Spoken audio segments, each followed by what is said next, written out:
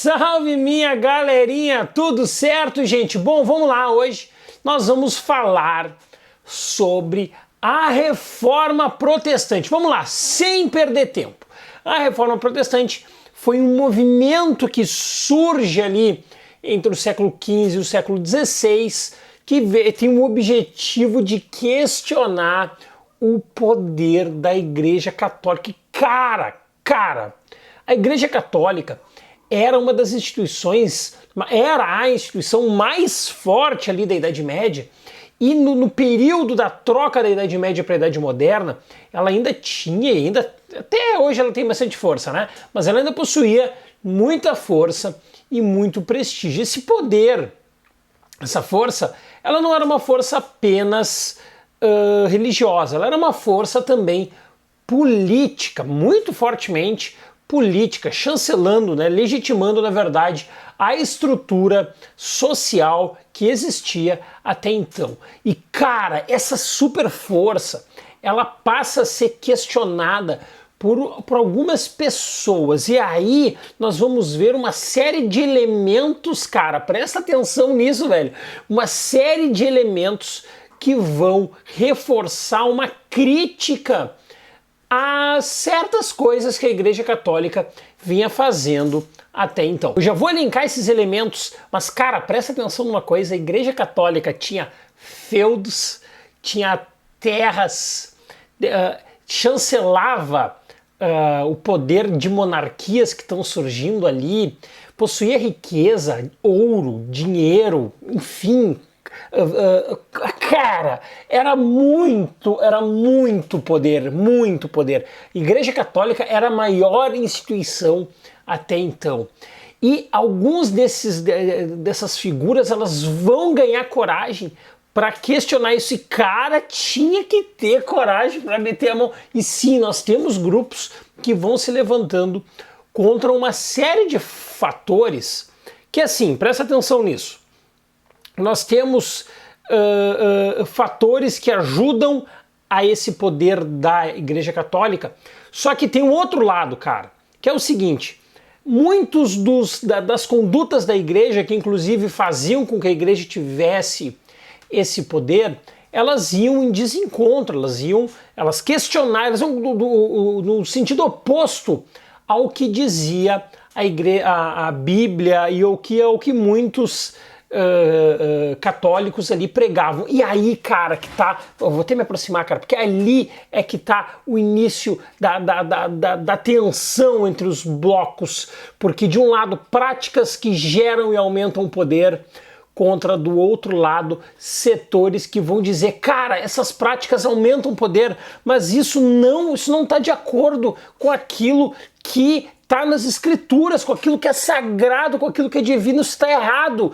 Então é a partir disso que vai surgir essa bifurcação ali entre dois setores dentro da Igreja Católica. Olha só, cara, de um lado, né, o setor que vai defender com que a Igreja continue mantendo as suas práticas, afinal de contas, isso está dando poder para a Igreja. E do outro lado, os caras que vão dizer assim, mano, isso é pecado, velho. O que vocês estão fazendo, tudo que vocês estão fazendo, a Bíblia está condenando.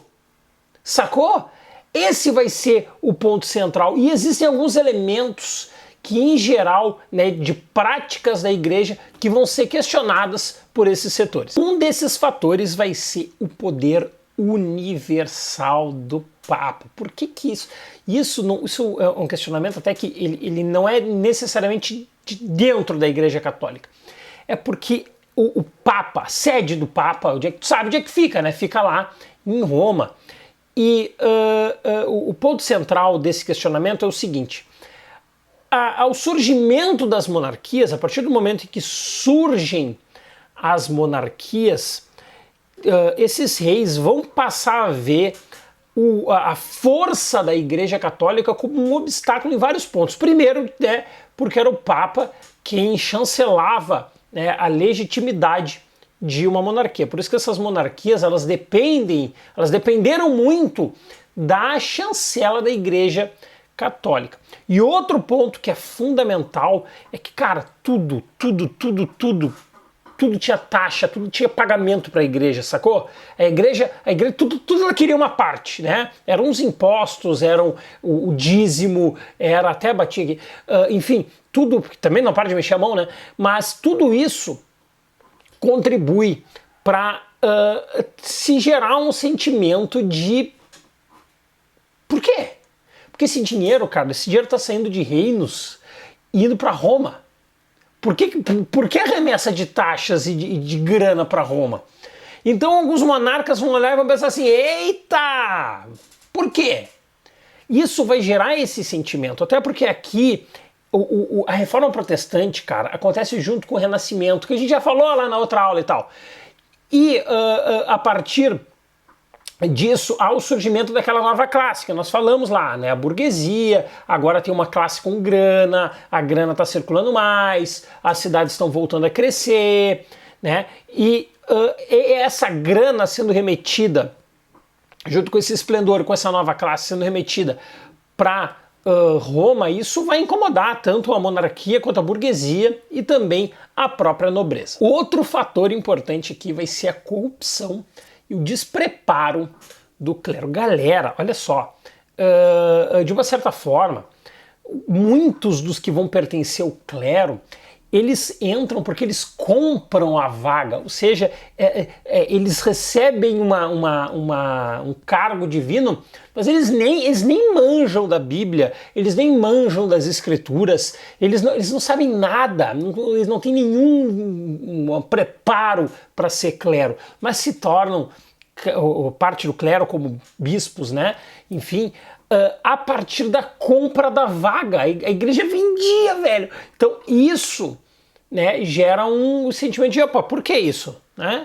Isso não está certo, isso está errado, isso não está de acordo. Né? E principalmente porque isso vai mostrar a formação de um clero que muitas vezes não tinha o mínimo preparo para pertencer ao clero, para falar e agir em nome de Deus, que deveria ser, pelo menos, né, o papel do clero.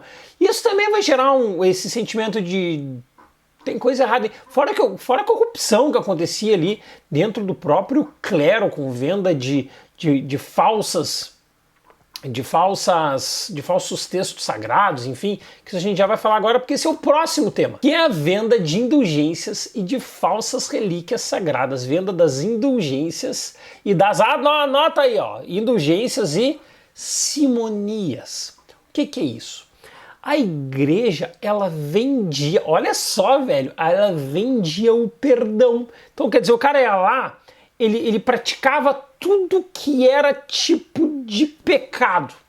A igreja dizia, ó, por um valor X, você zera os pecados. Né? Começa do zero. Ou seja, você compra a remissão dos seus pecados e a igreja vendia, atenção, a igreja vendia salvação. Sim, a igreja chegava e dizia assim, ó, por um valor tal, eu consigo te vender um lugarzinho no céu. E cara, não esquece ali, né, no fim da Idade Média, praticamente as pessoas, elas viviam se preparando para a vida eterna.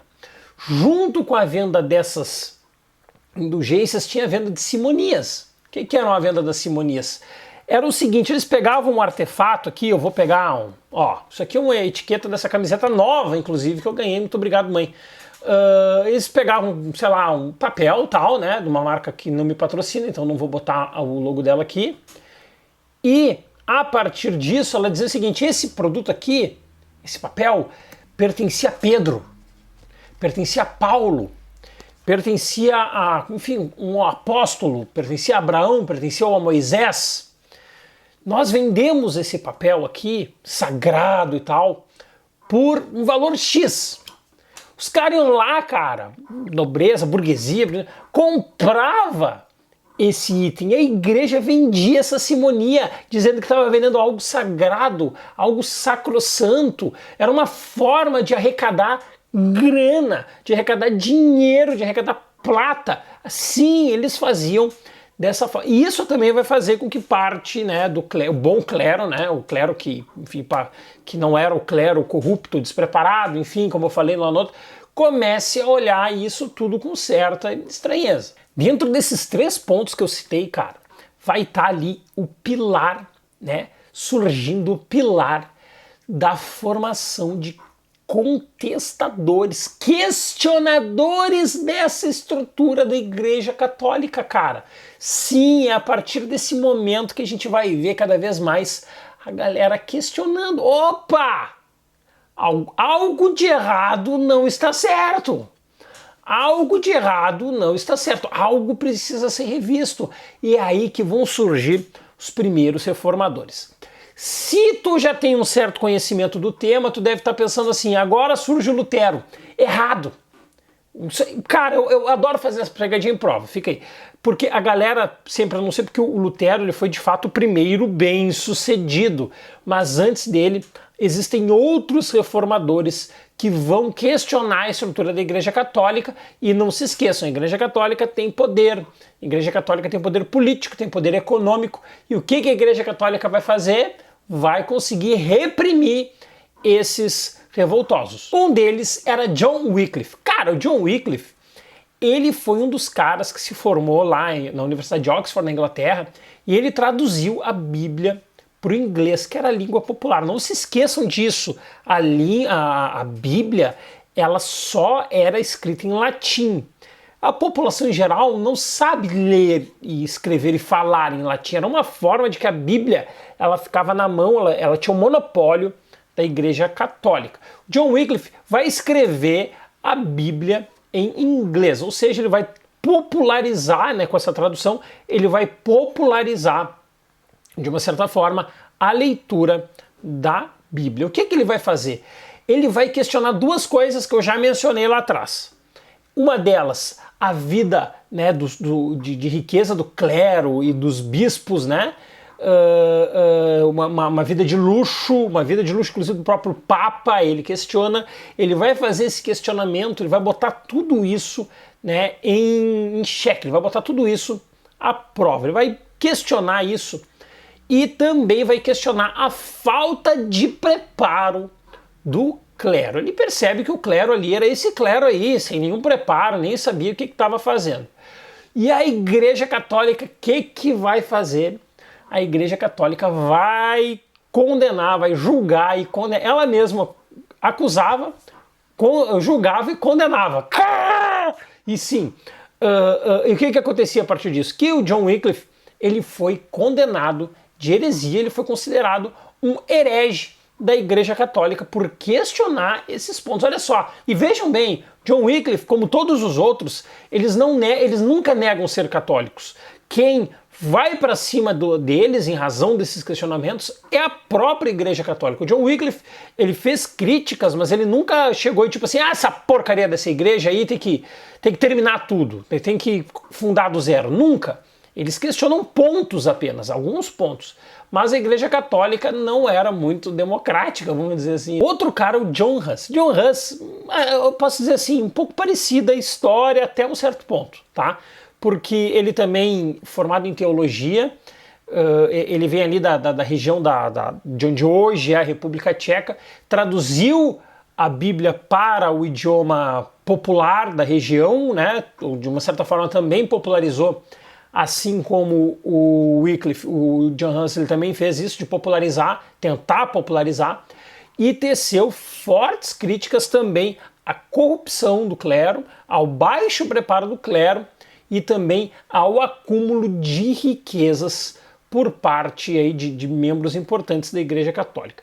O que vai acontecer com John Huss? Ele vai ser condenado por um tribunal formado pela Igreja que condenava, julgava e acusava, enfim, e esse cara ele vai ter como punição a morte.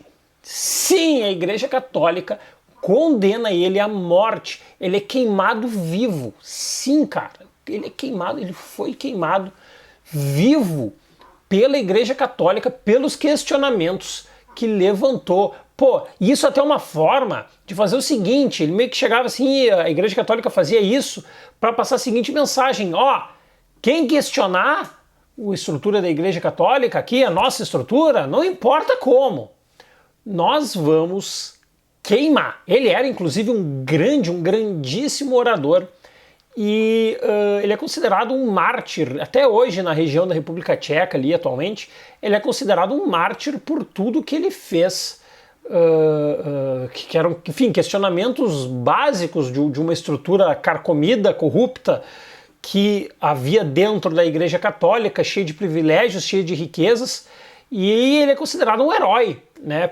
Ainda naquela região ele ainda é cultuado em razão dos questionamentos que ele fez. Aí, citando esses dois camaradas, agora nós vamos citar o Martinho Lutero. Martinho Lutero.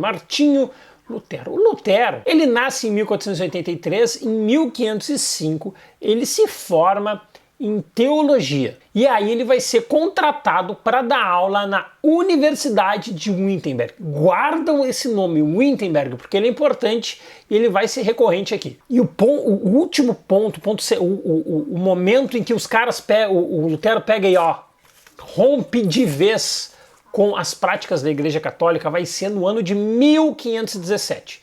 O que acontece em 1517? Pois bem, cara, 1517 o Papa chega e diz o seguinte: galera, nós queremos construir uma nova basílica em São Pedro. E, evidentemente, precisa de capital, precisa de grana, precisa de dinheiro. E o que o Papa vai dizer? Todo mundo, atenção, todo mundo que doar para essa empreitada está com todos os seus pecados perdoados. Cara! Sim, todos os seus pecados perdoados. O que vai acontecer, velho? O que vai acontecer? O Lutero fica pistola, fica absolutamente furioso com isso e vai começar um novo movimento. Esse movimento, ele vai estar marcado, olha só, eu falei de Wittenberg, né? Com o momento em que ele chega na igreja de Wittenberg. E o que o cara faz na igreja? Era a igreja da cidade dele ali, né? Embora não tenha nascido ali. Ele vai em Wittenberg e prega na porta. Atenção, 95 teses questionando a estrutura da igreja. 95, cara, tu apanha pra escrever uma redação, que tá tudo certo, né? Afinal de contas, o cara era o Lutero, né? Enfim. O cara prega 95 teses questionando a estrutura da Igreja Católica. Como que a igreja vai reagir? E claro, a igreja vai querer fazer como fez com John Hus, mas o Lutero, ele sabia que podia acontecer e ele já tinha ali uns contatinhos para proteger ele caso desse problema. Como deu problema, como não poderia deixar de ser, o Lutero, ele vai se articular aí num momento de defesa contra a ofensiva da Igreja Católica em relação aos seus questionamentos. E em razão da insistência o Lutero não abriu mão de nada do que ele defendia. E em razão disso, ele vai ser expulso pelo Papa. E o imperador Carlos V da Alemanha, cara, ele vai apoiar a Igreja Católica e também vai com seus dois, tanto o imperador quanto a Igreja Católica, os dois vão considerar o Lutero um herege. E o que o Lutero vai fazer? O Lutero, ele foi protegido por um nobre alemão, protegeu ele porque concordava com as críticas do Lutero. E esse contato vai ser fundamental para o Lutero não ser condenado, por exemplo, à fogueira, né? Hoje não sabe se ele seria, mas a Igreja Católica também já tinha mostrado que não fazia não tinha muito problema em queimar a pessoa. E ali, cara, ele vai traduzir a Bíblia nesse castelo em que ele fica protegido, escondido, fortificado ali. Ele vai traduzir a Bíblia para o alemão e vai começar a difundir a palavra da Bíblia na língua dos populares ali, ou seja, terminando com a barreira do latim. E o que vai acontecer naquela região onde hoje é a Alemanha, que eram vários principados mais ou menos independentes, cara, gradualmente, presta atenção, cara, gradualmente os nobres ali, eles vão apoiar o Lutero. Eles vão ficar contra a Igreja Católica e a favor do Lutero. E aí a expansão do que nós chamamos de luteranismo, os seguidores de Lutero. Só que, cara, não é só por convicção. Esses caras, eles vão fazer o seguinte, a igreja, enfim, tem hectares e hectares de terra, e esses caras vão dizer o seguinte: eu concordo com o Lutero, Então eu vou expropriar a terra da igreja e pegar para mim. Sim, cara! Os caras aproveitam a oportunidade para pegar terras também para ele. Então, resumindo, não tem santo, sacou? A Igreja Católica está defendendo os interesses dela, né? O Lutero está ali denunciando toda a estrutura da Igreja Católica, e a nobreza ali da atual Alemanha vai se aproveitar e vai pegar para si as terras, acumulando que riqueza, acumulando grana, acumulando terras. E veja bem, a Igreja Católica condenava o acúmulo de riquezas dos outros, né? O dela tá tudo certo, mas condenava. E o Lutero é um cara que uma das coisas que ele vai questionar não vai condenar o acúmulo de riquezas. Isso também vai atrair boa parte dos nobres e da burguesia, porque eles vão achar um movimento religioso que vai, de uma certa forma, confortar ali a presença de Deus, mas não vai condenar o lucro, ou seja, o lucro, o capital, o acúmulo de terras e de riqueza é até bem visto, é até sinal de que Deus gosta de ti. Então, tudo isso, cara, tá ali contribuindo. E esse pequeno movimento ali que surge com Lutero e com um cara protegendo ele se expande, ele se espraia. Cada vez mais pessoas vão ser seguidores do luteranismo, e a Igreja Católica com o zoião desse tamanho. Claro, cara, a coisa tá crescendo, a coisa tá ganhando fôlego, a coisa tá se espraiando. E é a partir disso que nós vamos ter a chamada doutrina luterana. Essa doutrina luterana se apoia em vários pontos, então isso aqui daria uma live de 2 horas só para destacar esses vários, 95 teses só de largada, imagina. Mas eu vou destacar alguns aqui que são aqueles dos mais importantes e também aqueles que mais caem nas avaliações. Uma delas é a justificação pela fé. O que significava a justificação pela fé? Nada mais do que o seguinte: o fulano pode ser uma boa pessoa e tal, mas o que salva ele perante Deus não são as suas boas ações, mas sim a sua fé. É a fé que garante a entrada do indivíduo no reino dos céus. O outro ponto é o sacerdócio universal. Ou seja, cada pessoa pode interpretar a Bíblia do jeito que quiser, nada de mas o bispo da igreja, mas o padre da igreja me disse que é assim. Não, cara, cada pessoa pode interpretar do jeito que ela quiser. Terceiro ponto que ele dizia é que a Bíblia que era a fonte da verdade. Nada de o meu pastor disse, a igreja falou, tem que seguir assim. Não, a fonte da verdade é a Bíblia. Outro ponto que ele vai dizer é que o batismo e a Eucaristia são os 2 únicos sacramentos. Até hoje, a Igreja Católica possui 7 sacramentos aí. Mas o Lutero diz, não, apenas o batismo e apenas a Eucaristia são atos de sacramento. E os últimos 2, cara, um deles é o seguinte: ele vai questionar a valorização que a igreja dava às imagens e aos santos. Sabe, o São Jorge, o Lutero vai dizer assim: cara, não, velho, não nada a ver, isso é bobagem, isso é bobagem. Isso que ele vai deixar definido, que isso é uma verdadeira bobagem, não precisa a valorização dos santos. Né? O culto aos santos é uma grande bobagem, né? Que não precisa. Isso é um choque, até hoje a igreja possui, né, os seus santos ali. E o último ponto também, cara, que até hoje a igreja não abre mão, o Lutero vai dizer o seguinte: qualquer membro da igreja pode casar. Cara, sim, cara, qualquer pessoa da igreja pode casar. Isso significava o quê? Que o padre pode casar, né, que o monge pode casar. O Lutero casa, velho. O Lutero casa, irmão. Ele vaza da igreja depois que... Ele vaza não, né? Ele é vazado da igreja, né? Corre ele. Depois ele casa. Ele também arruma o seu matrimônio, porque ele questiona essa coisa. Por que não pode casar? Pode sim. Com esses pontos, gradualmente, né, o luteranismo avança. E galera, vocês notam que eu falo luteranismo e reforma protestante. Por quê? Porque é o seguinte: o Carlos V, que era o rei ali da região da atual Alemanha, ele proibiu todos os principados a praticarem, né, o luteranismo. E a nobreza da região vai dizer o seguinte: nós vamos praticar e deu.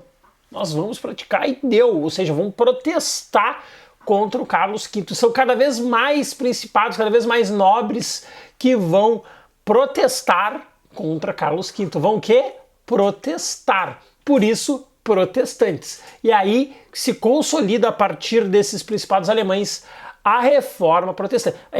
Esse é um ponto importante. Ela surge dentro desses principados alemães, mas ele se espraia, ela vai tomar outros locais também. Gradualmente o movimento protestante ele vai estar na Suécia, na Dinamarca, ele vai se espraiar por várias regiões. E ele vai ter outros desdobramentos, olha só, cara, outros desdobramentos com outras ramificações do protestantismo. Uma delas é o chamado calvinismo, que não tem nada a ver com cabelo, cara. O calvinismo nada mais é do que o movimento, né, cujo líder era o João Calvino. E eles vão também ter como ponto central bater de frente contra a Igreja Católica. E inclusive, galera, uma versão mais radical, né, do protestantismo, né, porque o calvinismo está dentro da reforma protestante. E é um movimento muito mais radical, inclusive, e muito mais permissivo em uma série de fatores, como acumulação de riquezas, do que o próprio luteranismo. A doutrina calvinista ela vai ter dois pilares centrais. Um deles ele vai dizer o seguinte: cara, não adianta o cara, Deus vai olhar para ti lá desde a concepção e ele já vai definir se tu tá salvo ou se tu não tá salvo. Já era, cara. É na concepção, é no nascimento. Olha só, velho. Isso é um choque, né? O que tá dizendo mais ou menos o seguinte, assim, ó, não adianta tu fazer nada, né? Porque isso já tá definido até lá.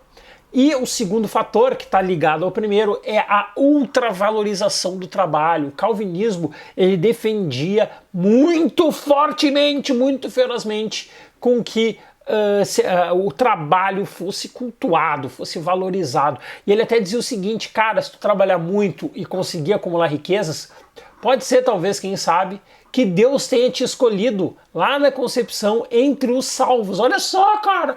E isso vai estar na base e o interesse também, né, dessa burguesia, de uma certa burguesia, nesta ideologia calvinista, porque não condena a acumulação de riquezas, estimula a valorização do trabalho, olha só.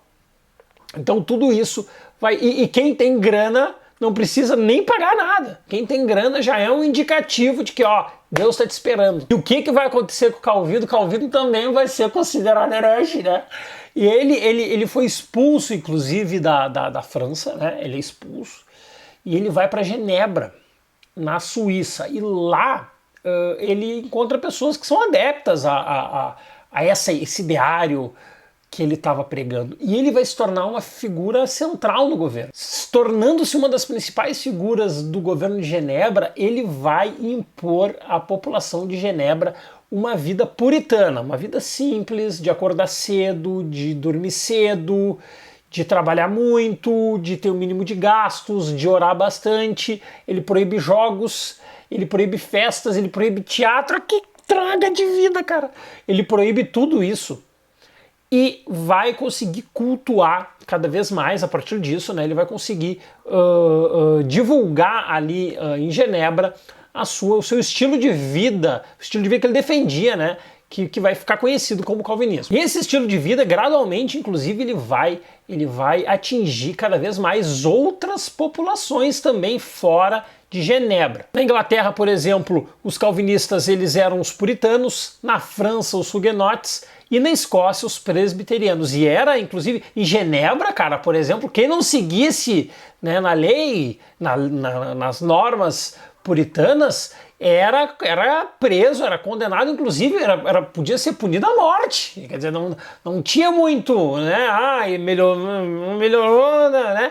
Mas as ideias dele vão ganhando espaço, vão ganhando corpo. Então nós temos ali, né, os protestantes luteranos numa ponta, crescendo, numa outra essa ramificação do João Calvino, crescendo também. Há um crescimento do quê? Em comum? Do questionamento do poder da igreja, cara. Esse poder da igreja é colocado em xeque. Bom, e na Inglaterra? A Inglaterra merece um capítulo à parte desse movimento protestante. O Henrique VIII, cara, ele era casado. E ele não conseguia ter um filho homem. Não, de jeito nenhum, ele não conseguia ter um filho homem. Ele era casado, cara, com a Catarina de Aragão. e ele vai chegar e vai pedir para o Papa: Papa, posso me divorciar e casar com outra mulher? E o Papa: não, o divórcio é coisa do capeta, de nenhum. O que vai acontecer a partir desse momento? O Henrique VIII fica pistola da vida, e ele se divorcia igual e casa com a Ana Bolena, que era uma dama da corte e tal. O que vai acontecer é que a partir desse casamento, a coisa não. Ele casa e a igreja não reconhece o casamento. O que vai acontecer a partir disso, cara? Ele vai pegar e a Igreja Católica não reconhece, e o Henrique VIII vai dizer o seguinte: ó, cara, seguinte, estamos rompendo com a Igreja Católica, e o parlamento inglês apoia. Tanto que em 1534, presta atenção nessa datinha aí, porque em 1534 acontece o ato de supremacia, onde há um rompimento formal do Henrique VIII com a Igreja Católica. Então a Igreja Católica excomungou o Henrique VIII agora excomunga a Igreja Católica. E o parlamento, com o ato de supremacia, vai dizer o seguinte: o chefe da igreja aqui dentro da Inglaterra é o rei, não tem nada de papa. Ou seja, os caras correm o papa, velho. Escorrem o papa, e a partir de 1534, com esse ato de supremacia, surge uma nova igreja na Inglaterra. Olha só, cara, qual é essa igreja? A Igreja Anglicana.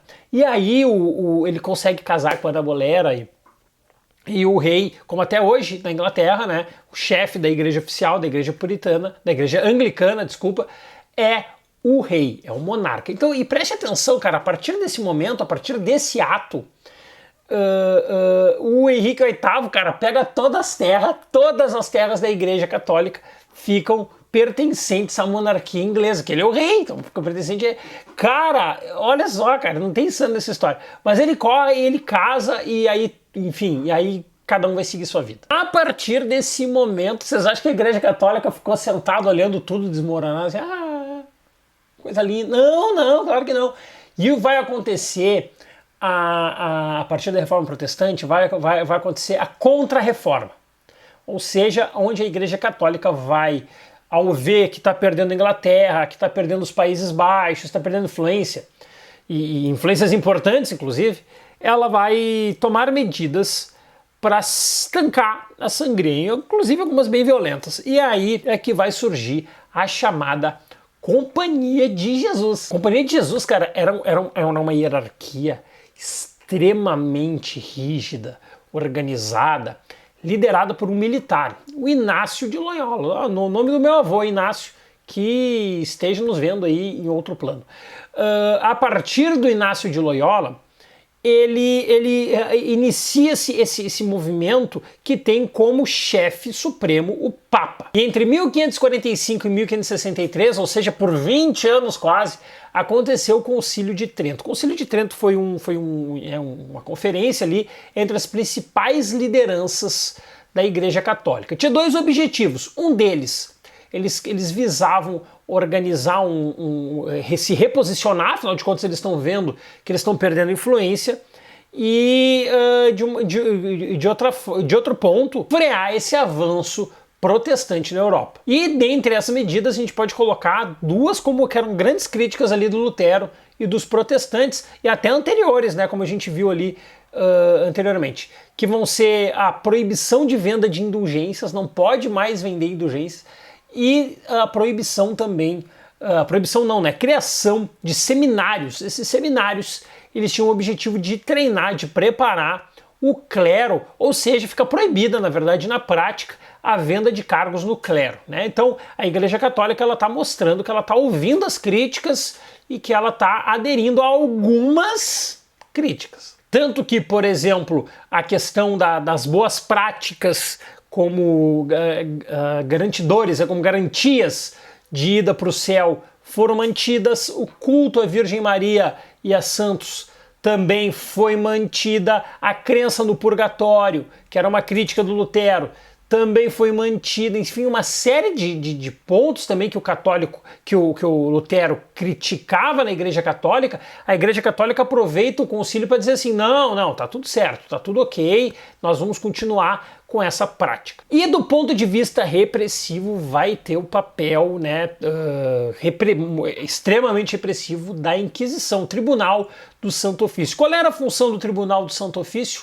Perseguir e julgar principalmente, né, os hereges que seguiam os protestantes. E ele teve uma atuação muito repressiva, inclusive muitas vezes condenando à morte muitas pessoas, ou perseguindo às vezes cientistas como Galileu Galilei, eu até já falei sobre o Galileu Galilei aqui no vídeo de Renascimento, quando ele questiona a teoria do geocentrismo e coloca, né, defende a teoria do heliocentrismo baseado nas suas pesquisas, nas suas evidências, e a Igreja Católica vai condenar o Galileu Galilei tanto, cara, vai condenar tanto que ele, na hora lá do julgamento, ele renega tudo que ele disse para escapar de uma punição maior. Ele foi punido igual, mas com uma pena mais branda. Então, esse tribunal buscando ali caçar qualquer um que viesse a se desviar das doutrinas da Igreja Católica, ele ainda se manteve muito atuante. Outro ponto que a partir do Concílio de Trento vai ser estabelecido é a chamada Index Librorum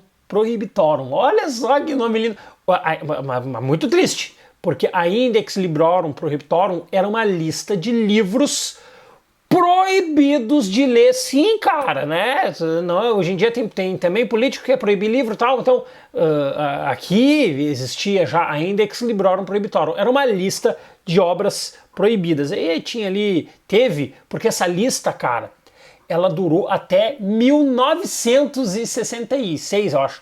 1960, década de 1960. Ou seja, durou por 400 anos, até há pouco tempo, cara. Até há pouco tempo. Essa lista de livros proibidos, ela vigorou e era toda hora atualizada. Aí tinha ali, né, o Decameron, teve ali o Elogio da Loucura entre os livros proibidos, teve Newton, teve Maquiavel, cara, teve uma galera que esteve presente nessa lista de obras que eram consideradas proibidas pela Igreja Católica. E sim, essa Contra-Reforma ela foi importante. Por quê?